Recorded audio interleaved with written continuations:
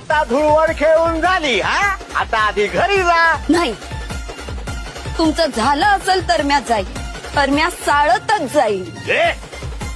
एकदा सांगितलेलं कानात शिरत नसेल ना तर मनावर कोरून ठेव. आपल्या घराचा दरवंटा ओलांडायला स्त्रीला परवानगी देत नाहीत शास्त्र.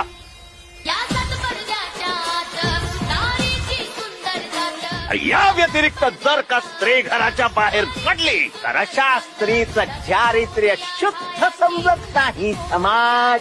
हा.